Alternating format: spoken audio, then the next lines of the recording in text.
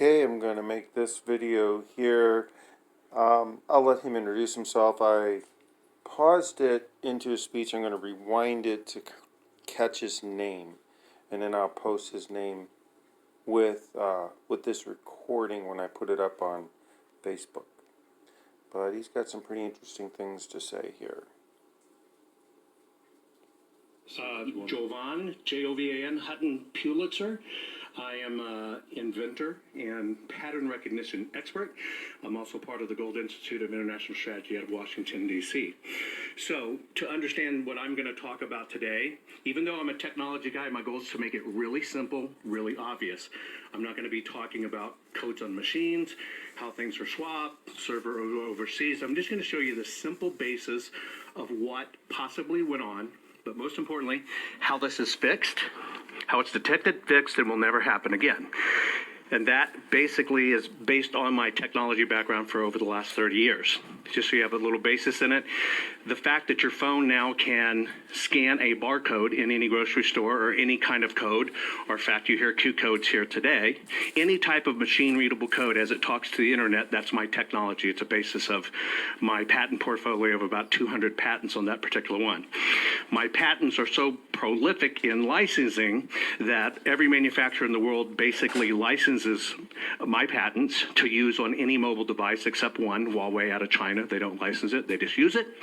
And I'm on approximately about 12 billion devices globally. And that's what I'm going to be talking about today, keeping it simple. What could have happened here? How can it be detected and confirmed? And then how can this whole be plugged from now on? So if we'll go on the next slide, if you just roll up for me, I want to kind of show you what I'm talking about when I talk about kinematic artifacts. Kinematic is just a nerdy word for evidence on paper. When two physical forces come together, right, and a paper is bent, there's always going to be an example of that. What I'm going to be talking about is kinematic artifacts. That's the fold that's left over. You take a brand new dollar bill and you fold it, that fold will always be there.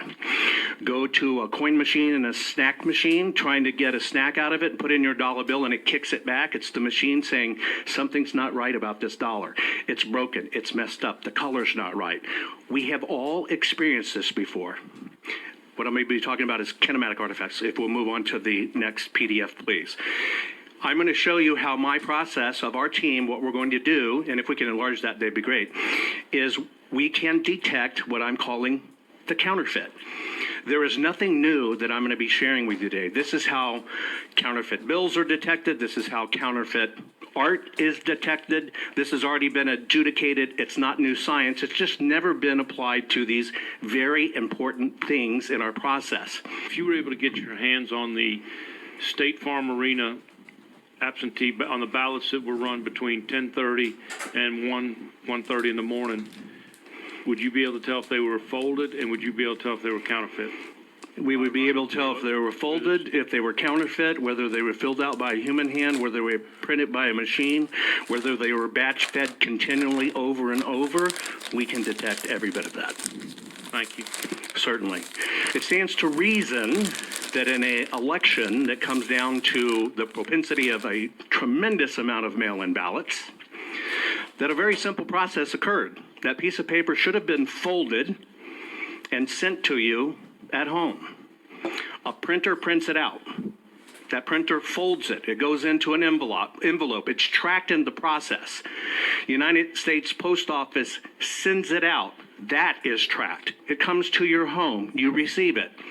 You open it up. Chances are you didn't vote right then. You kind of put it off a little bit. You opened it 2 or 3 times. You finally got around to it. You put your pen to it. Folded it back, put it in an envelope, and sent it back. That entire process is a folding and rolling process. Every time that piece of paper is opened and refolded, it's like a hinge. Remember, paper is nothing but a reconstituted tree. So it's constantly breaking fibers. It is actually changing that piece of paper into something else that it can never be hidden once it's done. This is what's called a kinematic artifact. So what you're looking at on the screen is just a simple fold.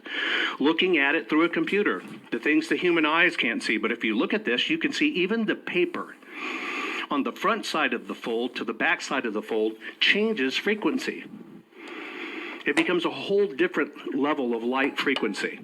If you look at the bottom, on the left, you're looking at an oval filled out by a machine. The two on the right are by human hands. The first one, that's somebody who fills in a circular motion.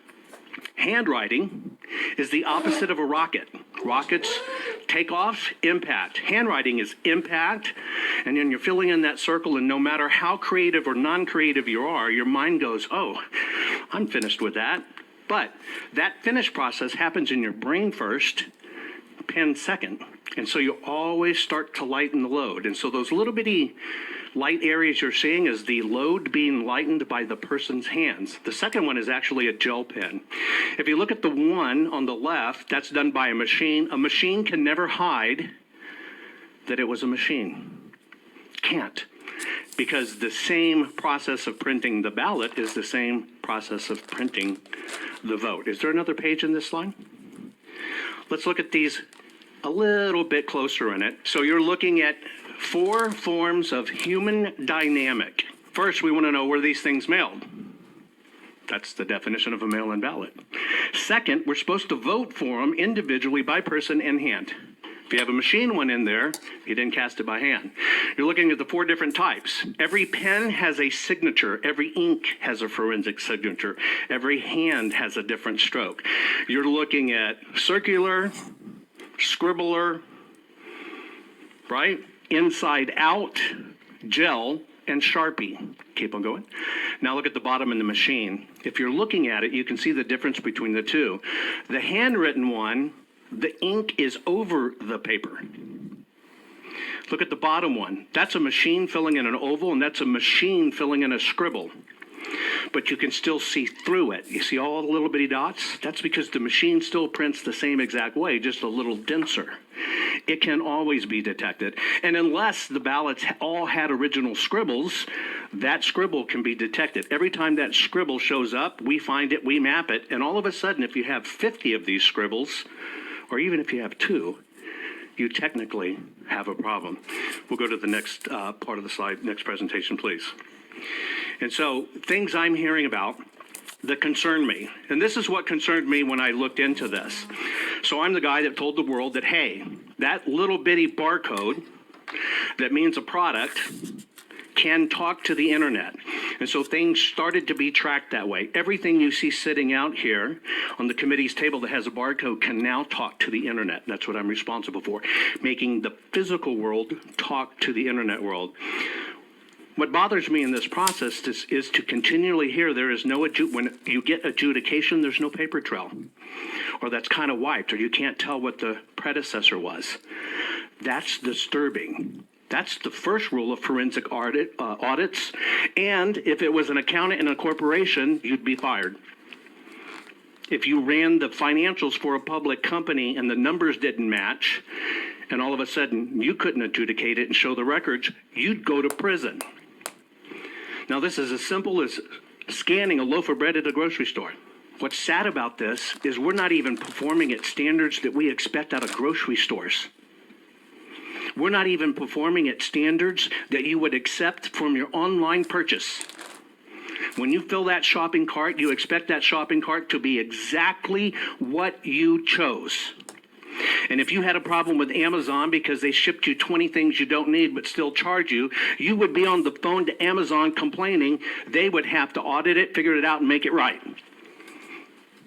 But we don't do this in elections. We play hide and seek with documents. We don't turn documents over, which are the property of the taxpayer. Federal law states this has to be available for 22 months for audit and inspection. That is a federal law ratified many times over. But yet somebody can sit and say, no, we don't want to show you. You don't have access to it. That is an issue. All of these issues we can fix if we can get access to the artifact that the voter intended. And what is that? That's the physical ballot. I heard about testimony about Q codes. They wouldn't run in the machine. They had to do it over and over and still didn't run. What it was really telling you is, I've seen this before, I've seen this before, I've seen this before, and they're using the code to adjudicate it out.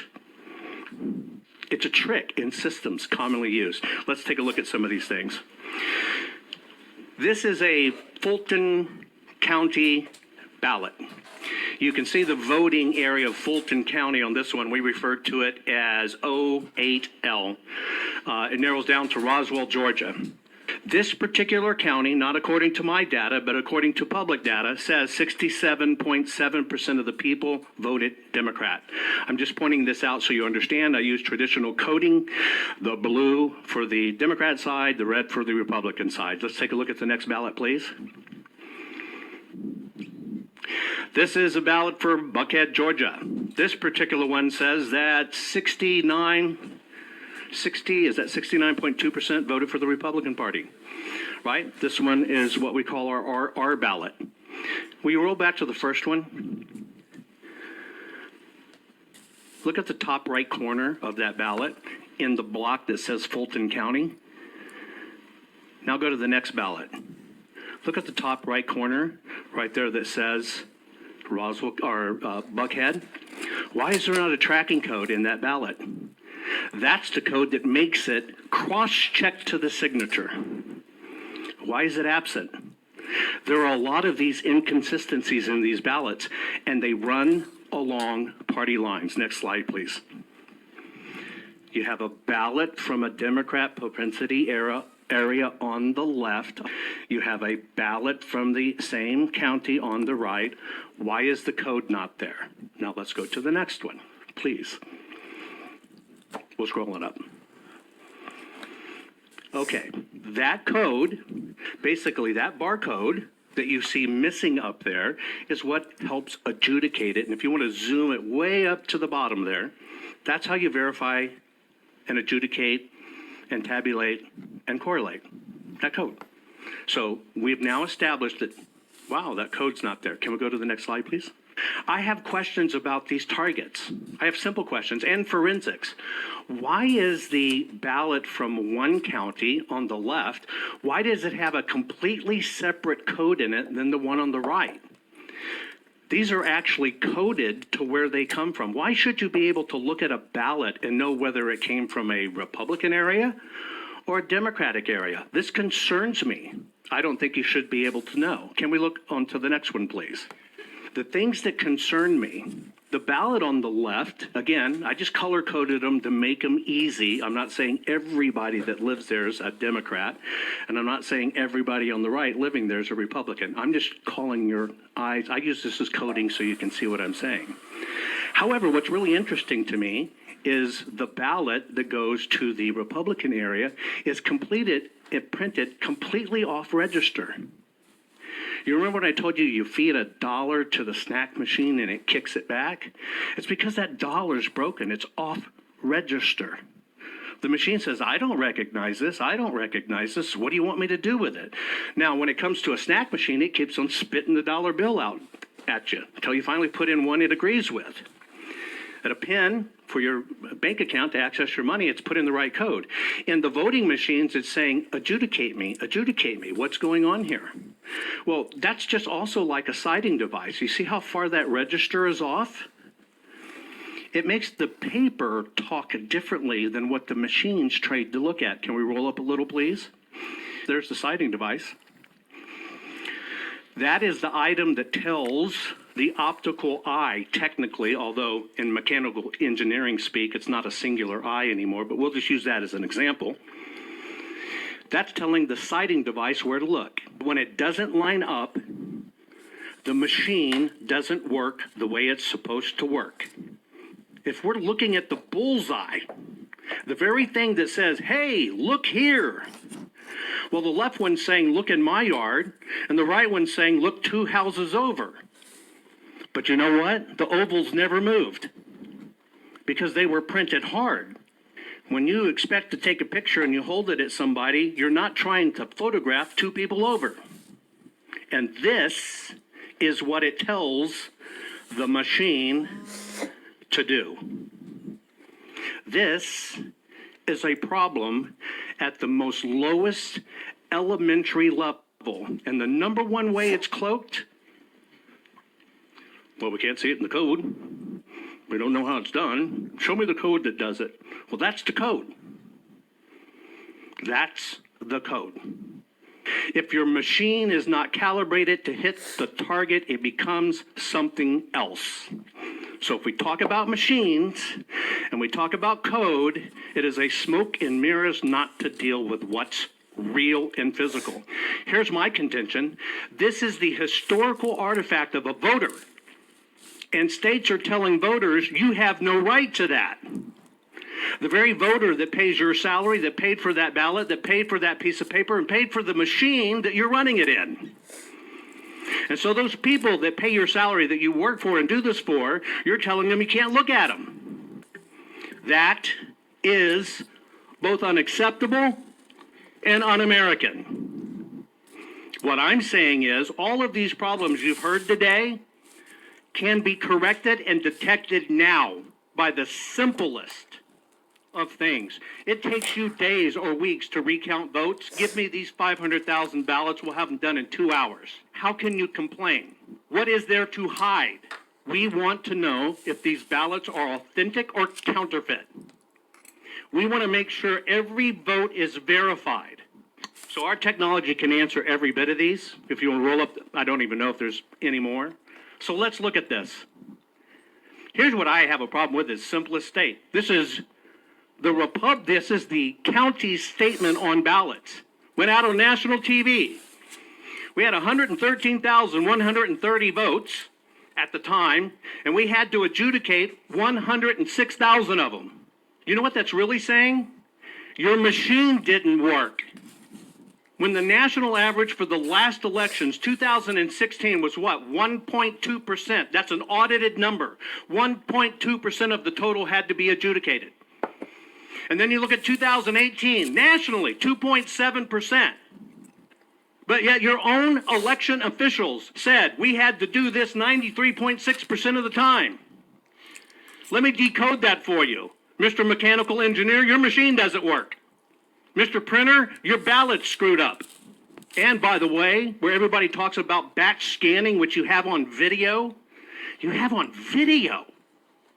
people standing there feeding the ballots, doing the 3-card Monte, run them again. 1-card Monte, run them again. Let me tell you how that works, right? You don't go to the bank and deposit $1,000 and say, hand it back. Let me run the same $1,000 through, and now you got a $2,000 net deposit. And you don't say, hand that $1,000 back, let me run it again, and now I got a $3,000 net deposit. This is not even a beating of a drum. This is a burning of a city. This is a broadcasting to every person who voted in Georgia. Your vote doesn't matter because we're going to decide what you really meant. If we were able to subpoena those ballots between 10:30 and 1 a.m., would you be able to tell if they were counterfeit or legitimate? And if you were, what probability would you be able to tell that? I mean, what would be the probability of your This is findings? 100%, and let me tell you why it's 100%. First off, this is a combination of computer vision. Computer visions are now how your car self-drives, and you trust that. It's how we look at everything on an assembly line, that those tolerances for that jet engine are perfect so that plane does not fall out of the sky. That's all computer vision.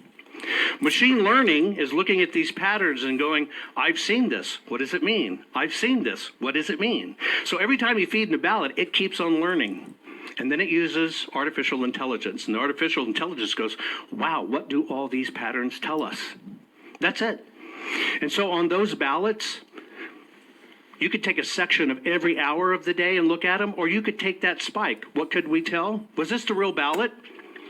Did you know there is a forensic difference between a ballot that was officially printed and something that ran on a high-speed press that should have never been on a duplicated press? This is why people are screaming to look at the physical ballot, because we will tell you instantly what came out of a mass copier versus what came out of a printer. Officially printed. We will tell you, did a human fill this out or did a machine fill it out? We will tell you, was it mailed or was it not mailed? And you will see what got run over and over and over and over again. That is the problem of why we must see the physical ballot is the holy grail. The second one is the digital scan. So yes, sir, all of that can be detected. Unbiased and exactly just what the forensic science says, the scientific method, not the opinion. Thank you. My experience, this has never been done for election machines before. This is exactly how counterfeit money is detected.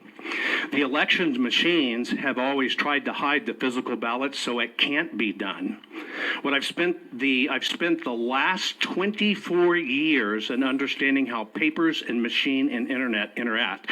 I spent the last 6 years almost understanding the paper reading details at the nano level.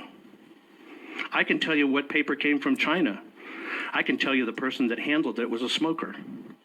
All of it is detectable with the physical ballot. So yes, 24 years doing this, the last 6 years doing it in the new field of science, looking at it at the nano level. We don't even have to look at color anymore. We look at waveforms and frequencies and lines and curves. But yes, sir, these are simple. These are simple. And in case you can't tell, I can get really technical and deep and geeky, but I try not to because this is simple. Simple. Well, we're going to need to move on to thank you for Yes. your presentation. Thank you. We need to move.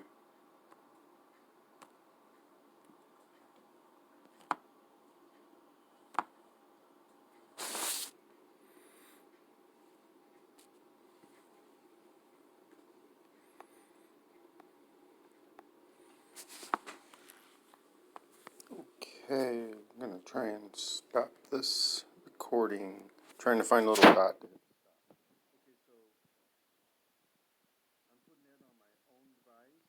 I'm gonna go ahead and put this up on a couple different places. YouTube I don't trust. YouTube's gonna take it down eventually. So I hope we've been able to preserve what this fellow had to say, and I hope that they do something about it.